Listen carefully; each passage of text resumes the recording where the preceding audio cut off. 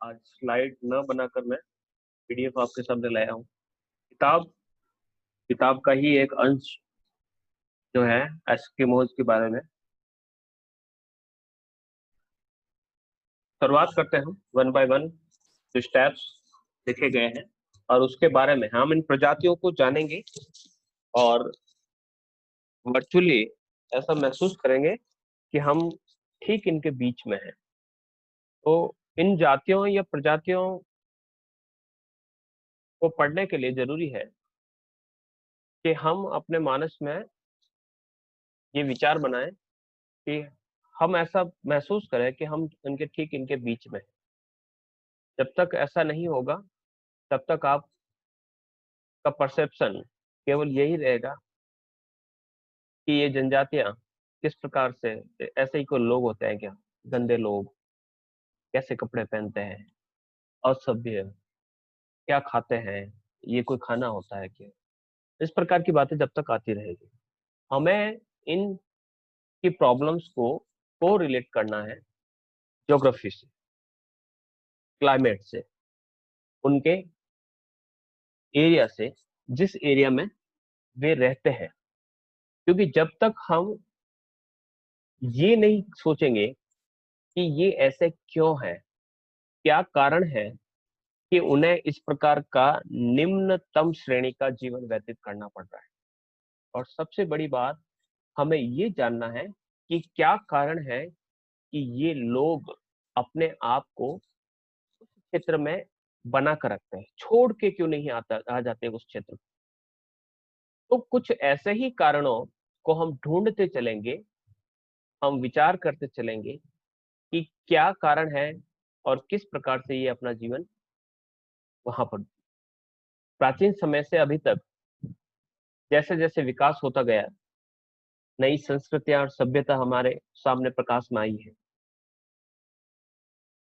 कई सभ्यताएं आई और चली गई,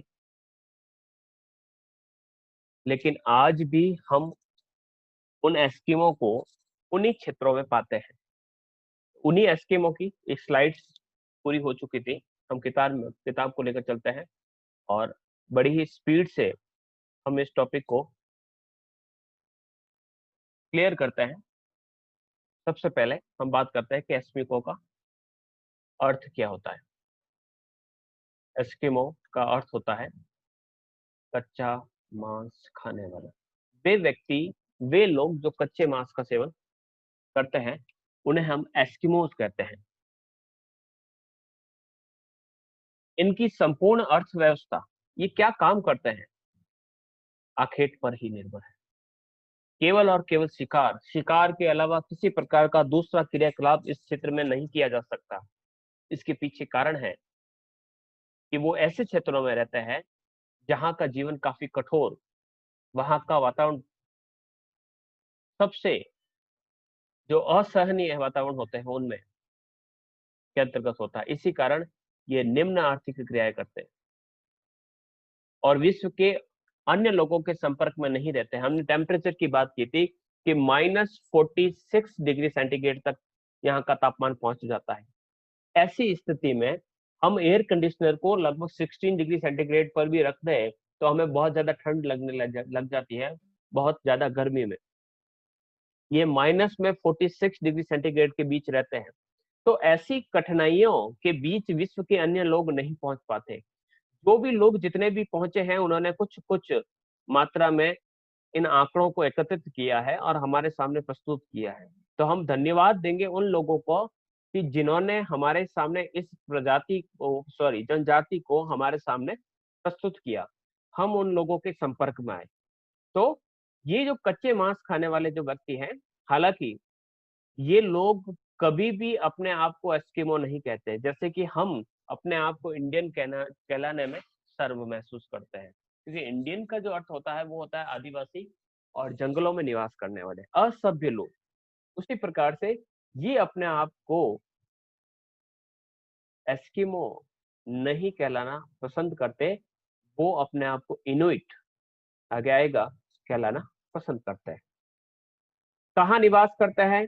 तो इनका निवास स्थान है अमेरिका में कनाडा के उत्तर पूर्व में स्थित ध्रुवों से सटे दक्षिणी उत्तरी ध्रुव से पास में लगे हुए ग्रीनलैंड, पश्चिम में अलास्का, बेरिंग, जल डमरू मध्य। जल डमरू मध्य क्या होता है मैं आपको बताऊं कि पानी का ऐसा क्षेत्र, जैसे कि यहाँ से भी पानी, यहाँ से पानी का एक डमरू बनता है, ये पूरा पानी है, ये पानी का क्षेत्र है। और इस पानी के क्षेत्र में के बीच में यहाँ पर दूसरा जो इलाका है वो लैंड का होगा, यानी हम इस क्षेत्र की बात करें, इसके ठीक पीछे की तरफ ये जो क्षेत्र होगा वो धरातलीय क्षेत्र है, यहाँ पर भी धरातलीय क्षेत्र है। इन दोनों के बीच का जो पानी वाला जो क्षेत्र होता है, उस पानी वाले क्षेत्र को क्या कहा जाता है? जल डमरू मध्य। जल डमरू मध्य जो दो वाटर बॉडीज को मिलाता है। ऐसा ही एक जल डमरू मध्य जो पाया जाता है वो पाया जाता है आपके उत्तरी अमेरिका तथा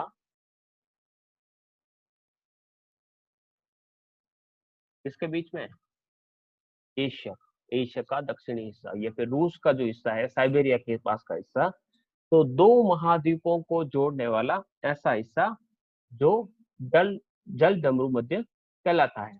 इस जल डमरू मध्य को हम स्ट्रेट कहते हैं, स्ट्रेट, बेरिंग स्ट्रेट, जैसे कि आप चित्र के अंदर देख पा रहे होंगे। तो इसे कहा जाता है स्ट्रेट। ये देखिए, ये स्ट्रेट, बेरिंग स्ट्रेट, हम इस बेरिंग स्ट्रेट की बात कर रहे हैं। इस बेरिंग स्ट्रेट में तो यहाँ पर आपको एक डमरू नजर आता होगा, एक पानी का हिस्सा यहाँ पर, बीच में से पतला हिस्सा, वापस यहाँ पर बड़ा हिस्सा।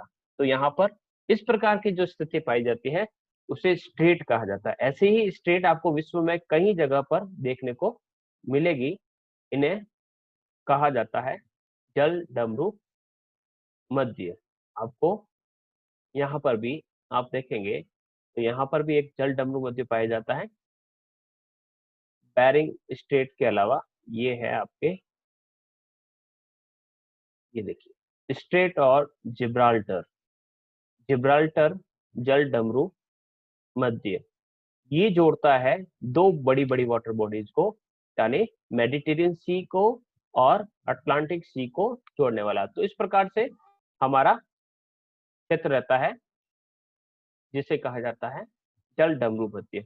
तो बेरिंग जल डमरू मध्य के पार साइबेरिया के उत्तरी पूर्वी छोर तक फैले हुए ये समस्त क्षेत्र जो है अखंड बर्फ की चादर से ढका हुआ है, यानी बहुत ज्यादा बर्फ यहाँ पर पाई जाती है और वहां पर ये रहते हैं। इनका जो मुख्य जो क्षेत्र है वो है टुंड्रा प्रदेश। टुंड्रा प्रदेश वह ठंडा प्रदेश जो रहता है उसे कहा जाता है टुंड्रा प्रदेश। ठीक है, टुंड्रा प्रदेश जो बर्फ से ढका रहता है। एक जो प्रदेश होता है उसे कहा जाता है टैगा प्रदेश। टैगा प्रदेश जो होता है, उस टैगा प्रदेश की अगर हम विशेषता देखें तो जो टैगा प्रदेश जो होता है वो वृक्षों से ढका रहता है। टैगा क्षेत्र की अगर हम बात करें तो वो रहता है वृक्षों वाला क्षेत्र। इससे हम इस प्रकार से डिफाइन कर सकते हैं कि उत्तरी यूरेशिया, यूरोप तथा एशिया का उत्तरी भाग, ठीक है, तथा अंटार्कटिक जो प्रदेश है, उत्तरी ध्रुव है, उसके नीचे वाला, उसके बीच का एक ऐसा क्षेत्र जहां पर कौड़धारी वृक्ष मिलते हैं, ठीक है, वो आपके कहलाता है आपके हैगा। ठीक है, यानी टुंड्रा प्रदेश का जो दक्षिणी भाग है जिसमें नॉर्वे आता है, स्वीडन, फिनलैंड, रूस के कुछ भाग, इन्हें कहा जाता है टैगा, जहां पर वृक्ष पाए जाते हैं बहुत ज्यादा। ठीक है, यहाँ पर इसके ठीक नीचे जो मिलेगा आपको शीतोष्ण घास के मैदान मिलेंगे। तो ये फर्क रहता है टुंड्रा और टैगा में। आगे हम बढ़ते हैं।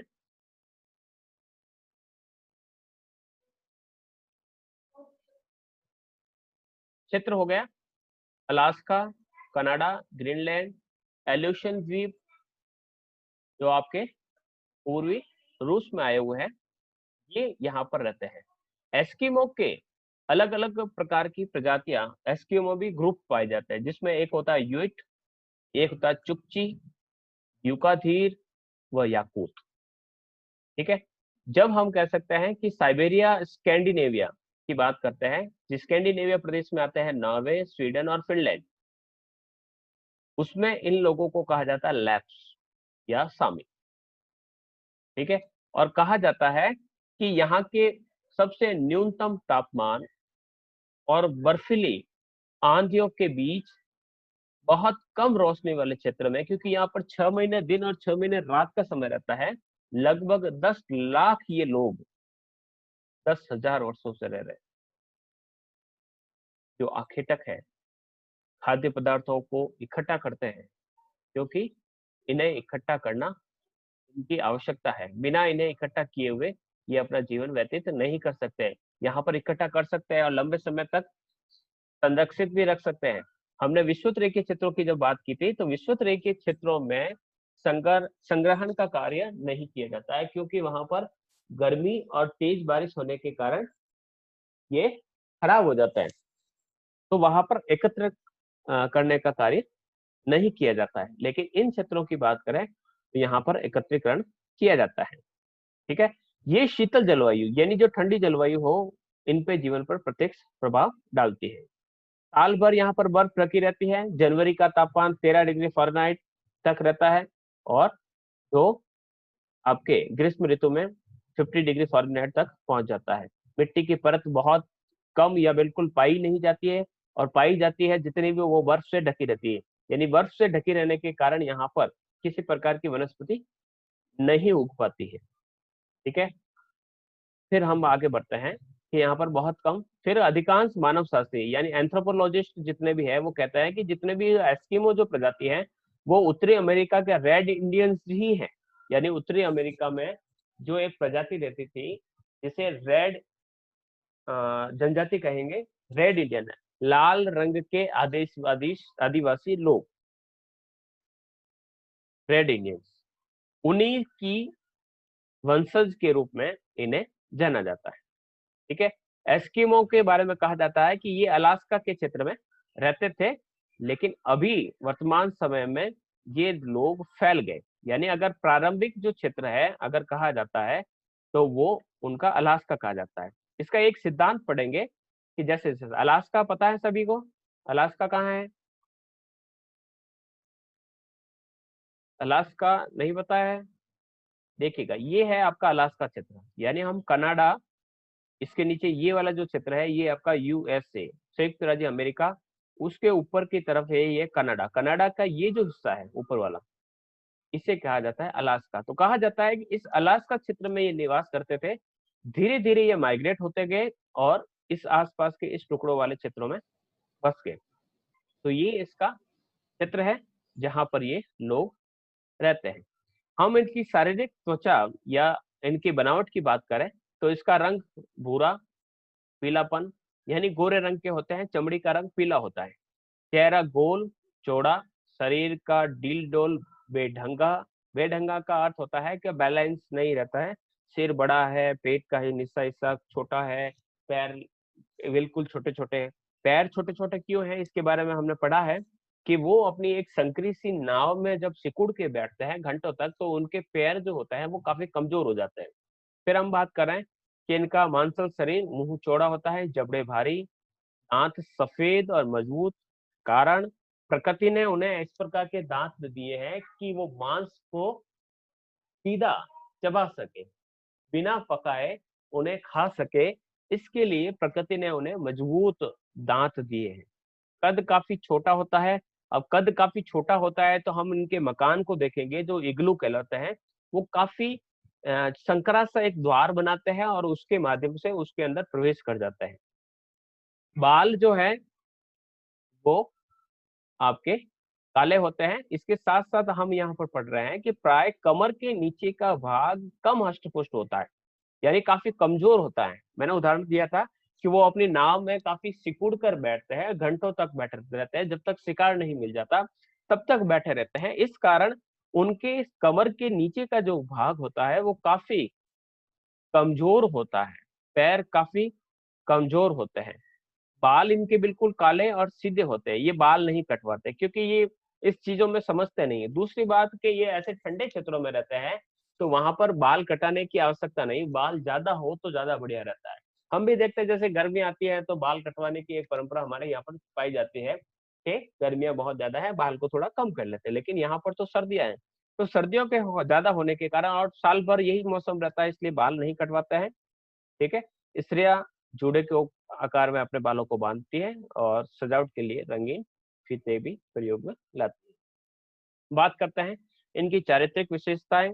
चारित्रिक विशेषता यानी कैसे सोचते हैं, बुद्धि किस प्रकार की है। तो हम बात करें कि इनका जो जनजीवन है वो सबसे कठिन है। कठिन क्यों है? क्योंकि इनको पल पल शिकार करके ही अपना जीवन व्यतीत करना पड़ता है।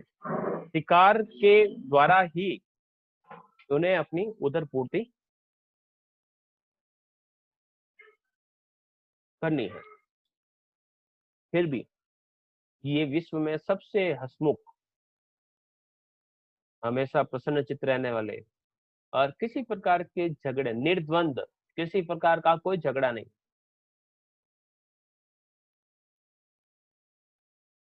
ये एकदम सरल, निष्कपट और मधुर होते हैं। निष्कपट और मधुरता, अगर हम बात करें कि ऐसे विचार कैसे आते हैं, देखिएगा अकेला आदमी रहता है, ये कम लोग रहते हैं, बहुत कम झगड़ते हैं। जहाँ भीड़ ज्यादा होती है, समूह ज्यादा होता है, वहां पर झगड़े ज्यादा होते हैं। एक सामान्य सी बात करता हूँ, ऐसे इसका अर्थ ये कदापि नहीं है कि जो संयुक्त परिवार होते हैं उसमें झगड़े ज्यादा है। बड़ा परिवार होता है तो झगड़े होते हैं इन जाते हैं, क्योंकि हर चीज के लिए, क्योंकि इनका जो जीवन है वो समर्पित है आखेट के लिए, उदर पूर्ति। तो अगर सोर्सेज कम होंगे, पानी कम है, खाने के लिए सामान कम है या अन्य सुविधाएं कम है, तो हर प्रकार के लिए वहां पर झगड़े होते रहते हैं। जैसे कि हमने जो उष्ण क्षेत्रों की जनजातियां पढ़ी है वो काफी कह सकते हैं निर्दयी प्रकार की जनजातियां रहती हैं। ठीक है, आगे हम कहते हैं कि यही उनकी सबसे बड़ी धरोहर है, जिसके बल पर भूतकाल के संताप, भूतकाल के संताप का अर्थ होता है कि हमारी प्रजातियां जो 10 लाख वर्षों से यहाँ पर रह रही है, तो हम, ये लोग कभी नहीं सोचते हैं कि हमारे पूर्वज बहुत मुश्किल से रहे होंगे, उनका जीवन कितना खराब रहा होगा। जैसे कि हम यहाँ पर कहते हैं ना, जब हम विचार करते हैं या कभी पर हमारी जाति प्रथा की बात हो, चाहे हम स्वाधीनता की बात हो, तो हम कहते हैं, कभी सोच में पड़ जाते हैं और सोचने लगते हैं कि हमारे पूर्वज कितने मुश्किल से रहे होंगे, किस प्रकार से वो जीवन व्यतीत करते होंगे और हमारी पीढ़ियां, आने वाली पीढ़ियां किस प्रकार से जिएगी। कोई चिंता नहीं करते हैं, केवल वर्तमान में जीते हैं कि आज जितना खाना मिलेगा उतना हम खाएंगे, कल की चिंता कल पर देखेंगे। इस प्रकार के जो लोग होते हैं वो होते हैं ऐसे। ठीक है, तो भविष्य की चिंता से मुक्त ये लोग अपना जीवन बड़ी सांत्वना से व्यतीत करते हैं, कोई चिंता नहीं। इन्हें न झूठ बोलना अच्छा लगता है, न चोरी करना आता है। झूठ क्यों बोले, खुद का काम खुद को करना है, शिकार करना है, खाना लाना है, झूठ बोलने की आवश्यकता ही नहीं। और चोरी करना, चुराने के लिए वहां पर कुछ है ही नहीं। तो इस प्रकार से ये इनकी चारित्रिक विशेषताएं पाई जाती है। आखेट की बात करते हैं, किस प्रकार से शिकार, मुख्य तो इसका जो काम है आखेट करना, एकमात्र जीविकोपार्जन, परिवार और खुद को जिंदा रखना है तो शिकार करना होगा। दो प्रकार की विधियां, जिसमें एक शीतकालीन आखेट, सर्दियों में जो आखेट किया जाता है तो वे कहाँ पर रहते हैं, तो समुद्र के तट के पास ये रहने लगते हैं। इस ऋतु में तट के निकट सील मछली का शिकार करता है। ये सील मछली यहाँ पर इनको न केवल भोज्य पदार्थ के रूप में काम में ली जाती है, यानी खाने के रूप में भी काम कर लेते हैं, ये ईंधन का भी काम करते हैं। क्योंकि इसकी जो चर्बी होती है उसको जलाकर ये अपने मकानों में रोशनी करते हैं। और इस सील मछली की हड्डियां होती है, उस हड्डियों से भी ये कुछ न कुछ सामग्री बनाते रहते हैं। ठीक है, तो सील मछली का शिकार किस प्रकार से करता है कि जब मछली बर्फ में बने छिद्रों में श्वास लेने आती है, एक छेद कर देते हैं बर्फ के ऊपर, बर्फ की परत और उसके नीचे पानी है, ये याद रखिएगा। ऊपर की तरफ बर्फ छपी हुई है, यानी यहाँ पर बर्फ है, तो इसके नीचे यहाँ पर पानी है। ये एस्किमो इसके अंदर छेद करते हैं।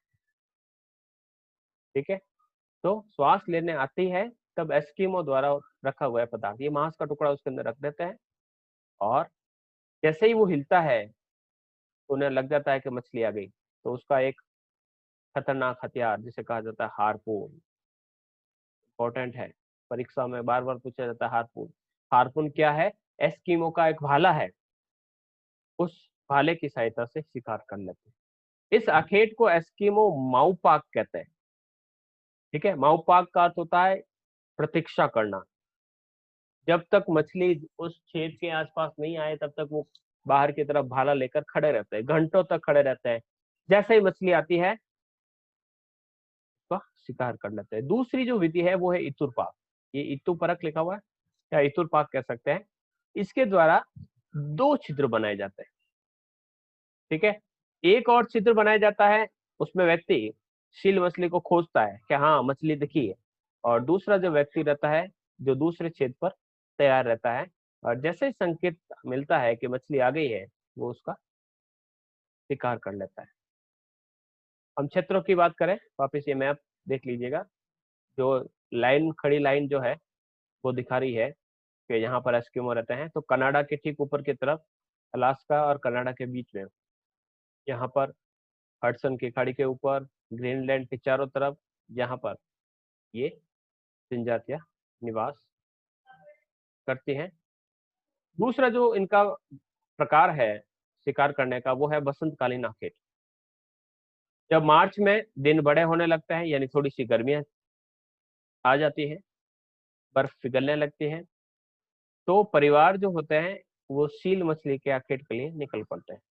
इस समय सील मछलियां जो होती हैं अपने श्वास लेने के छिद्र से बाहर आकर धूप सेकने के लिए बाहर आती है, और जैसे ही मछलियां बाहर की तरफ आती है तो इनका शिकार करना काफी आसान हो जाता।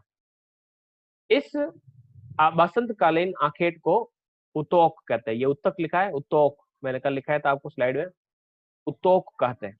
इस शिकार में एस्किमो अपने शिकारी कुत्तों के साथ मछलियों को शिकार करते हैं। कुत्तों के माध्यम से भी जैसे ही मछली बाहर आती है तो कुत्तों को छोड़ देते हैं और उनका शिकार कर लेते हैं, या फिर खुद भी रेंगते रेंगते उनके पास पहुंच जाते हैं और उनका शिकार करते हैं। इसके अलावा ये कैरिबो और कस्तूरी बैल का भी शिकार इसी प्रकार से करते हैं। कैरिबो मैंने कहा था, फिर से बताया था आपको कि हिरण के जैसा जानवर। ठीक है, इस ऋतु में ये चमड़े से बनी हुई एक नाव जिसका प्रयोग, जिसको कहते हैं कयाक, कयाक का प्रयोग आवागमन करते हैं। बर्फ पिघल गई है इसलिए नाव चलाई जा सकती है, बर्फ अगर जमी रहती है तो वो स्लेज गाड़ी का प्रयोग करते हैं जिसे कुत्तों के द्वारा खींच जाती है। इसी प्रकार से ग्रीष्मकालीन आखेट गर्मियों के समय, बिल्कुल जब बर्फ बिल्कुल पिघल जाती है या पिघलने लगती है और धीरे धीरे छोटी मोटी वनस्पतियां वहां पर अंकुरित हो जाती है। यहाँ पर कुछ लाइकेन्स और कुछ नील जैसी वनस्पतियां ही उगती है, बड़े वृक्ष नहीं उगते। तो जैसे ही ये वनस्पतियां उगती है तो इनको खाने के लिए कैरिबो नाम का एक हिरण जैसा जानवर, बारहसिंगा टाइप, ठीक है, और रेंडियर, ये भी हिरण जिसके ऊपर कह सकते हैं आपके सिंग कम होते हैं, यहाँ पर आते हैं और अपने शिकारी कुत्तों की सहायता से ये एस्किमो इनका शिकार करते हैं। इस मौसम में यानी बसंत और ग्रीष्म ऋतु में शिकार की कोई कमी नहीं रहती, क्योंकि मछलियां बसंत में धूप सेकने के लिए बाहर आ रही है, और ग्रीष्मकालीन मौसम में थोड़ी सी जब धूप खिल जाती है तो कैरिबो और रेंडियर वहां पर चढ़ने के लिए आते हैं। तो वहां पर शिकार की कोई कमी नहीं। लेकिन शीतकाल की बात करें, ठंडे मौसम में 10 दिनों तक भी इनको भोजन नहीं मिलता, ये भूखे रहते हैं, अकाल की स्थिति होती है, और इसी बीच इन्हें अपने हाथ से जान को या मरना पड़ता है। ये इस प्रकार का इनका जीवन। घर की बात करें तो ये अपने मकान जो होते हैं सागरीय तट के किनारे किनारे बनाते हैं।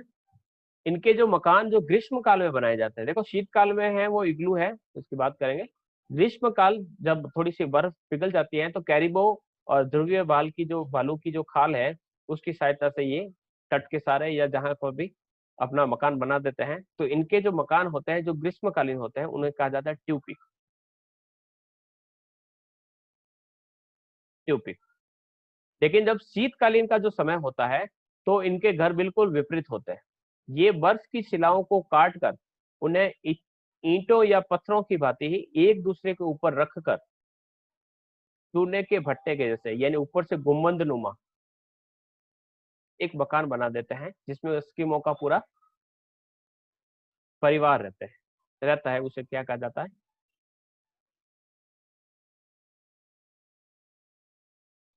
तो ये जो इग्लू है वो बाहर से एक सुरंग नुमा मार्ग से जुड़ा रहता है जिसमें रेंग कर वो प्रवेश करते हैं। छोटा क्यों बनाया जाता है? तो कहा जाता है कि बाहर जो तेज हवाएं चलती है, मैंने कल वाली स्लाइड में बताया, उसे कहा जाता है ब्लिजर्ड। तो समुद्र जो तूफान चलता है, ब्लिजर्ड चलते हैं, उन ब्लिजर्ड्स की हवाएं आसानी से अंदर प्रवेश नहीं कर पाए, इस कारण ये उसका जो गेट है छोटा रखते हैं। इसके अंदर का भाग समूर की खाल, समूर का खाल आपने मंदिर में देखा होगा। मंदिर में जब सेवा की जाती है तब एक देखा होगा आपने, मैं आपको बताता हूँ।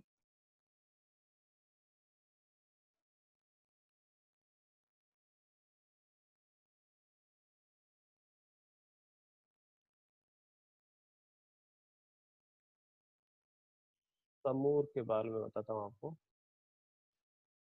समूर एक जानवर है।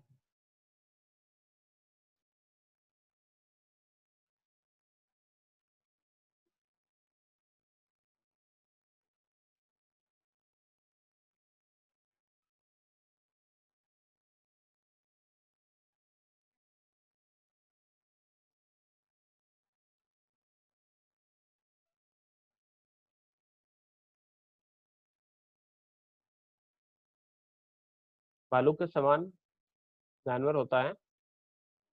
उसका जो प्रयोग किया जाता है मंदिर के अंदर, अगर आप देखेंगे तो एक होता है,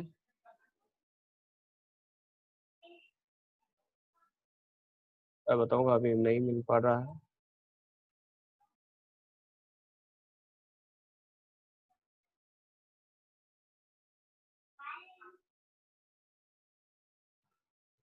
चलिए फिर कभी बताऊंगा मैं।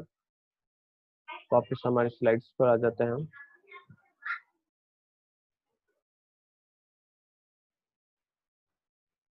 हाँ, तो समूर के बाल से ढका रहता है ताकि अंदर की जो गर्मी है वो बनी रहे, और अंदर रोशनी के लिए चर्बी को जलाया जाता है। ये चर्बी जो होती है सील मछली की जो है उसकी चर्बी रहती है, उसका प्रयोग करते हैं। वस्त्रों की बात करें तो इनके जो वस्त्र होते हैं ग्रीष्म काल से जो आखेट से जो खाल प्राप्त होती है वही उनके वस्त्र होते हैं। कैरिबो का जो चमड़ा जो है वो सील के चमड़े की अपेक्षा काफी हल्का होता है। कैरिबो जो आपके हिरण के समान होता है, उसकी चमड़े का ये प्रयोग करते हैं क्योंकि वो हल्का भी होता है, गर्म भी होता है और फ्लेक्सिबल भी होता है। ठीक है, तो ज्यादातर ये एस्किमो कैरिबो के खाल के वस्त्रों का भी प्रयोग करता है। और जहां पर कैरिबो नहीं पाए जाते हैं तो ध्रुवीय भालू, जिसे कहा था मैंने समूह, तो उससे वस्त्र बनाकर अपना काम कर। फिर हम बढ़ते हैं कि पुरुष जो है आधुनिक जर्सी से मिलता हुआ एक कपड़ा पहनते हैं, थोड़ा सा जैकेट पहनते हैं जिसकी बाहें होती है। ठीक है, जो क्या कहलाता है? तिम्याक। तिम्याक नाम का वस्त्र पहनते हैं जो सील मछली की खाल से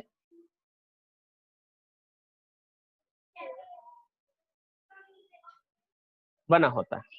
ठीक है, तिम्याक के ऊपर भी एक अंगरखा जो होता है उस प्रकार से पहनते हैं, उसे कहा जाता है अनोहा। नीचे की तरफ जैकेट, जैकेट के ऊपर कह सकते हैं एक सेमी जैकेट जो पहना जाता है, उसे अनोहा कहा जाता है। इनके जो जूते होते हैं वो, ये कार्मिक लिखा हुआ, क्यूबिक कहते हैं इसे, क्यूमिक कहलाता है। जूते जो होते हैं वो भी आपके चमड़ी के बने हुए। और वस्त्रों की बात करें तो स्त्रियों और पुरुषों के दोनों के जो वस्त्र होते हैं एक ही समान होते हैं, पूरे घुटनों तक इनके वस्त्र होते हैं और जूते बड़े बड़े ये पहनते हैं। नेक्स्ट करते हैं, ये एस्किमो का घर, इग्लू। और इनके यंत्र कौन कौन से हैं, कौन कौन सी चीजें ये अपने पास रखते हैं? तो कयाक, मैंने कहा था पुरुषों द्वारा प्रयोग की जाने वाली नाव, जो सील मछली का शिकार करने के लिए उपयोग में लाई जाती है। ठीक है। उमियाक, दूसरी प्रकार की नाव जो स्त्रियों द्वारा प्रयोग में लाई जाती है, जिसे उमियाक कहा जाता है। दोनों का ही निर्माण सील मछलियों की हड्डियों से किया जाता है, ऊपर चमड़ा मढ़ दिया जाता है।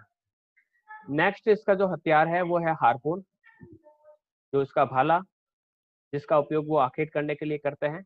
एक जो होता है इसके भाग, एक कठोर लकड़ी जो आगे से नुकीली 4 फुट लंबी, एक हाथी दांत का अग्रभाग। हाथी दांत का अग्रभाग का प्रयोग क्यों किया जाता है?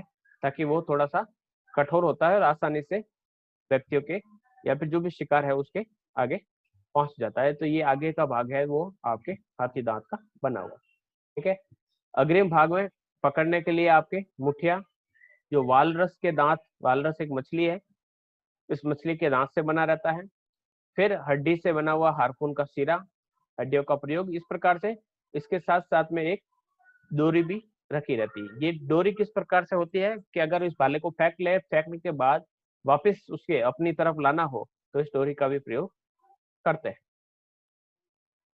ठीक है। सील मछली का शिकार करना है तो प्रहार करने वाले भालों का प्रयोग करते हैं। ठीक है। और समुद्र में शिकार करना है कि सील मछली का शिकार करने के लिए बर्फ के ऊपर की तरफ उसको तोड़कर भाले का प्रहार करना पड़ता है। समुद्री शिकार करने के लिए भाले को फेंक कर, मछली दिखी, मछली के ऊपर भाला फेंक कर उसे मार देते हैं। तो इस प्रकार से हार्पून की बनावट पहले, और ये है फेंकने वाला भाला। ये 2 प्रकार के हथियार इनके द्वारा प्रयोग में लाए जाते हैं। नेक्स्ट है इसकी स्लेज गाड़ी, जो शीत ऋतु में बर्फ पर यात्रा करने के लिए प्रयुक्त ली जाती है। और चिकने दलदली टुंड्रा प्रदेश में प्रयोग करने के लिए ये कुत्तों के द्वारा खींची जाती है।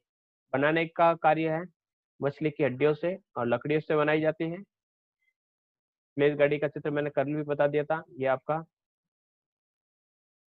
ये कैरिबो है, रेंडियर नहीं है।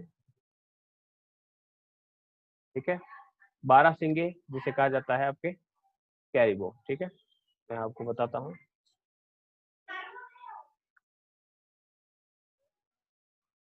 कैरिबो कल वाली स्लाइड में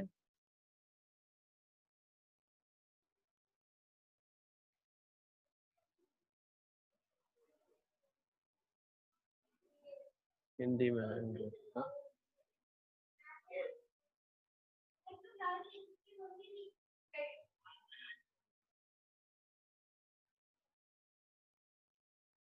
ये कैरिबो,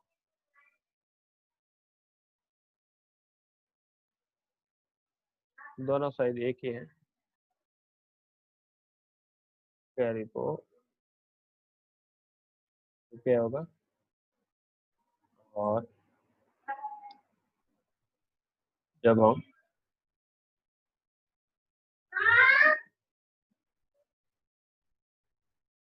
रेंडियर की बात करते हैं, थोड़ा सा माइनर सा फर्क है। ये आपका रेंडियर। तो इस प्रकार से इनका शिकार करते हैं। स्लेज को खींचने के लिए 5-6 कुत्ते होते हैं। सबसे जो उत्साही कुत्ता होता है उसको सबसे आगे अगुआ के रूप में कुछ फीट आगे रखा जाता है। और इस प्रकार से कुत्तों को सील का मांस खिलाकर ये खिंचवाते हैं। और एक स्थान से दूसरे स्थान पर जाने के लिए ये सबसे उपयोगी इनका साधन है। समाज की बात करें तो समाज जो है बहुत छोटा सा होता है, लेकिन पितृवत्स्य समाज होता है। यानी जो घर का पुरुष होता है वही घर के महत्वपूर्ण निर्णय को लेता है। सर्वाधिक ज्यादा उम्र का जो वयोवृद्ध व्यक्ति है वो सबसे योग्यता वाला माना जाता है, और जितने भी उत्सव और समारोह होते हैं उनकी अध्यक्षता वही करता है। उस समाज के विशेष अधिकार उसे प्राप्त होता है, जैसे कि मछलियां किस स्थान पर पकड़ी जाएगी, कहाँ पर मकान बनाया जाएगा, आखेट जो करने वाले व्यक्ति हैं वो किस दिशा में जाएंगे। तो इस प्रकार से ये सब चीजें हैं वो इन्हीं के द्वारा तय किया जाता है। इनमें बहुपत्नी प्रथा प्रचलित है। अतिथि के स्वागत के लिए भी इस प्रकार से जो कुरीतियां हैं वो इनमें पाई जाती है। फिर आगे बढ़ते हैं हम आगे कि ग्रीष्म काल में ये जो दल है आपस में मिलकर उत्साह और त्योहार मनाते हैं। इनमें आखेट व युवाओं के बीच शक्ति प्रशिक्षण का कार्य भी चलता है। इसके अलावा कुछ जातुई शक्तियों की प्रतिस्पर्धाएं आयोजित की जाती है। इनमें एक मौन व्यापार साइलेंट ट्रेड जो हमने पिग्मी के अंतर्गत भी पढ़ा था वो भी प्रचलित है। यानी ये अपने सामान को, सील मछलियों के शिकार को कहीं छोड़ आते हैं और उसके बदले में साइबेरिया के जो लोग, किसान लोग हैं, इसके बदले उनको फल भी प्रदान कर लेते हैं। इनकी आयु की बात करें तो संघर्ष अधिक करना पड़ता है। जब कठोर शीत ऋतु होती है, अंधकारमय होती है, भोजन की कमी होती है, उस समय यहाँ के जो बूढ़े व्यक्ति होते हैं या अशक्त होते हैं वो आत्महत्या कर लेते हैं ताकि दूसरों पर